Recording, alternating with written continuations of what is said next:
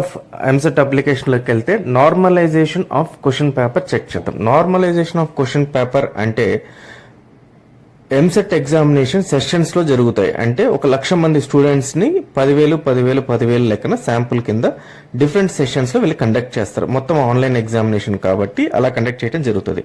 So ప్రతి ఒక్కరికి కూడా డిఫరెంట్ టైప్ ఆఫ్ క్వశ్చన్స్ రావడం జరుగుతుంది. అయితే దీంట్లో కొన్ని సెషన్స్ వాళ్ళు కంప్లైంట్ చేస్తారు. ఏమనంటే మాకు ఎగ్జామినేషన్ చాలా టఫ్ గా ఉంది, మ్యాథ్స్ చాలా టఫ్ గా ఉంది, లేకపోతే వేరే సబ్జెక్ట్ టఫ్ గా ఉంది అని చెప్పేసి.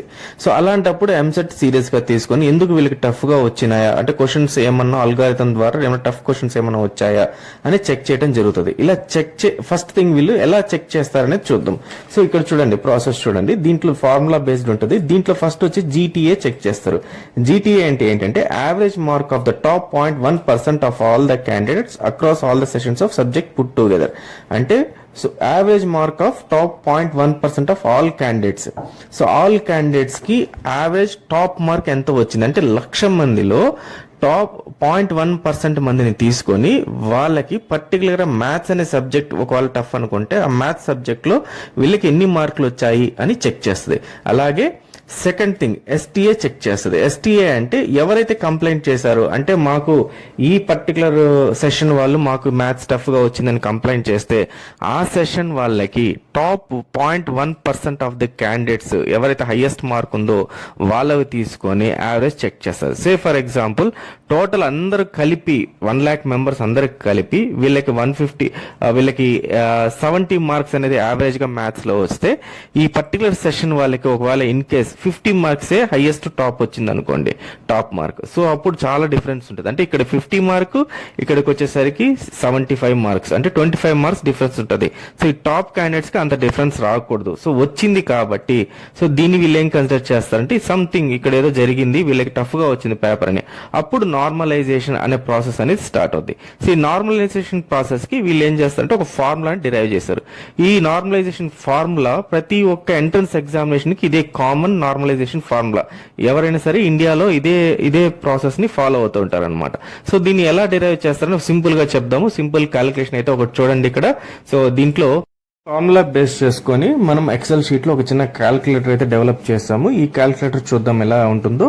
దీంట్లో జీటీఏ స్కోర్, ఎస్టీఏ స్కోర్, అలాగే GASD and SASD and maths score. GTA score అంటే టోటల్ గా ఎంతమంది అయితే స్టూడెంట్స్ అందరూ ఎవరైతే అపేర్ అయ్యారో వాళ్ళందరూ దాంట్లో వాళ్ళ హైయెస్ట్ ఎవరైతే మార్క్స్ వచ్చాయో పర్టికులర్ గా ఏదైనా మ్యాథ్స్ సబ్జెక్ట్ తీసుకుంటే ఆ మ్యాథ్స్ సబ్జెక్ట్ ఎంత ఏదైతే వచ్చిందో దాన్ని యావరేజ్ హైయెస్ట్ మార్క్ తీసుకుంటారు. అలాగే ఎస్టీఎస్ స్కోర్ అంటే పర్టికులర్ గా ఆ సెషన్ లో వచ్చిన హైయెస్ట్ స్కోర్ తీసుకుంటారు.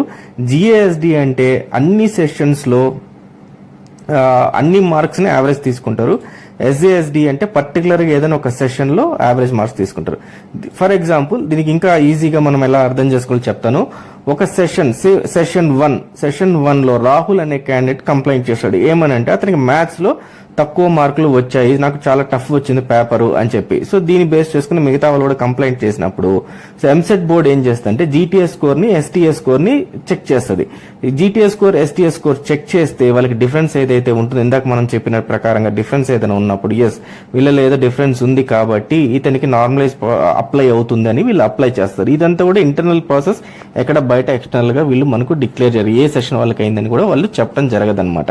సో ఫర్ ఎగ్జాంపుల్ మ్యాథ్స్ లో రాహుల్ కి 25 మార్క్సే వచ్చాయి. అవుట్ ఆఫ్ 80 మార్క్స్ కి 25 మార్క్సే వచ్చాయి.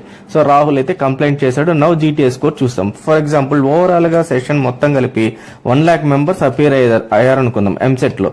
దీంట్లో 0.1% వాళ్ళకి మాత్రమే ఆఫ్ హైయెస్ట్ మార్క్స్ ఎవరైతే వచ్చారో వాళ్ళని చూస్తారు. అంటే 100 మందికి మాత్రమే వీళ్ళు ఫస్ట్ 100 మందికి ఎవరికైతే హైయెస్ట్ మార్క్స్ వచ్చాయో వాళ్ళని కన్సిడర్ చేస్తారు.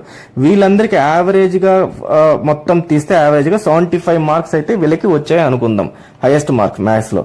అలాగే ఎస్టీఎస్ స్కోర్ అంటే రాహుల్ అనే పర్సన్ ఏదైతే సెషన్ లో ఉన్నాడో ఫస్ట్ సెషన్ లో దాంట్లో ఉండి ఎంతమంది క్యాండిడేట్స్ అయితే ఉన్నారో, సే ఫర్ ఎగ్జాంపుల్ దాంట్లో 10,000 మంది ఉన్నారనుకుందాం, దాంట్లో కూడా 0.1% ఏదైతే ఉందో ఆ హైయెస్ట్ పర్సంటేజ్ వాళ్ళకి మాత్రమే వీళ్ళు హైయెస్ట్ స్కోర్ చూస్తారు. అంటే వాటిలో 10 మెంబర్స్ కి మాత్రమే వీళ్ళు హైయెస్ట్ స్కోర్ తీస్తారు. సో వీళ్ళందరికీ కలిపి 60 మార్క్స్ వచ్చాయి అనుకుందాం. ఎందుకంటే ఈ సెషన్ టఫ్ గా వచ్చింది కాబట్టి 60 మార్క్స్. సో ఇక్కడ ఫస్ట్ వీళ్ళకి డిఫరెన్స్ తెలిసిపోద్ది. 75 మార్క్స్ 60 మార్క్స్ ఇంత డిఫరెన్స్ అయితే ఉండదు హైయెస్ట్ ఎవరికైనా టాపర్స్ కి. సో ఇక్కడ డిఫరెన్స్ ఉంది కాబట్టి రాహుల్ కి స్కోర్ యాడ్ చేస్తున్నారు కాబట్టి ఈ ఫార్ములాని చెక్ చేస్తారు. తర్వాత ఏం చేస్తారంటే జిఏఎస్డి అంటే ఏంటంటే టోటల్ గా ఎంతమంది అయితే ఉన్నారో వీళ్ళందరికీ యావరేజ్ తీస్తారు. అంటే 1 lakh మెంబర్స్ మొత్తానికి కలిపి మ్యాథ్స్ లో యావరేజ్ 50 మార్క్స్ వచ్చాయి అనుకుందాం. అంటే కొంతమందికి 0 రావచ్చు, కొంతమందికి 75 రావచ్చు. అట్లా 1 lakh మెంబర్స్ అందరికి కలిపి యావరేజ్ తీస్తే 50 మార్క్సే వచ్చాయి. నెక్స్ట్ వచ్చి ఎస్ఏఎస్డి ఉంటది. ఎస్ఏఎస్డి అంటే ఏంటంటే పర్టికులర్ రాహుల్ సెషన్ లో ఎవరైతే ఉన్నారో రాహుల్ సెషన్ లో ఉన్న క్యాండిడేట్స్ అందరూ అంటే 10,000 మెంబర్స్ కి మ్యాథ్స్ లో యావరేజ్ తీస్తారు. మ్యాథ్స్ లో యావరేజ్ తీస్తే వీళ్ళకి 35 మార్క్స్ వచ్చాయి. సో ఈ రకంగా మొత్తం 75, 60, 50, 35, 25 తీస్తే ఆ ఎంసెట్ వాళ్ళు ఇచ్చిన ఫార్ములా ప్రకారం రాహుల్ కి ఇప్పుడు వచ్చిన ఎక్స్ట్రా మార్క్స్ ఎంత అంటే 40.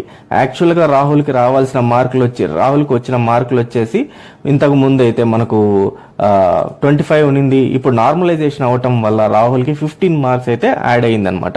సో ఇప్పుడు ఇతను ఏంటంటే ఈజీగా వచ్చిన పేపర్ వాళ్ళతో కూడా కాంపీట్ చేయగలుగుతాడు. ఈ 50 మార్క్స్ ఆయనకి మ్యాథ్స్ లో యాడ్ అయింది కాబట్టి ర్యాంక్ అనేది డిఫరెన్స్ అయితే వస్తుంది. సో ఇది అండి నార్మలైజేషన్ ప్రాసెస్. సో ఈ రకంగా సో ఆ ఫార్ములా అయితే చూపిస్తాను, ఒక్క నిమిషం. సో ఇక్కడ చూడండి, ఇది నార్మలైజేషన్ ఫార్ములా అన్నమాట. ఇది నార్మలైజేషన్ ఫార్ములా.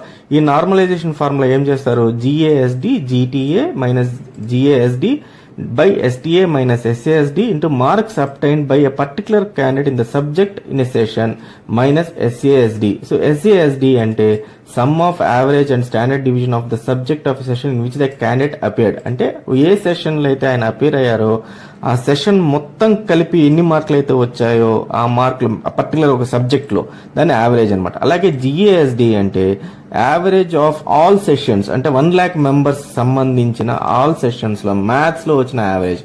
దెన్ ఎస్టీఏ అంటే average mark of top 0.1% of the candidate. అంటే ఆ పర్టికులర్ సెషన్ లో 0.1% మాత్రమే తీసుకుంటారు. అలాగే జీటీఏ అంటే average mark of the top of 0.1% of all candidates of all sessions లో 0.1% లో పర్టికులర్ గా ఆ సబ్జెక్ట్ లో తీసుకుంటారు.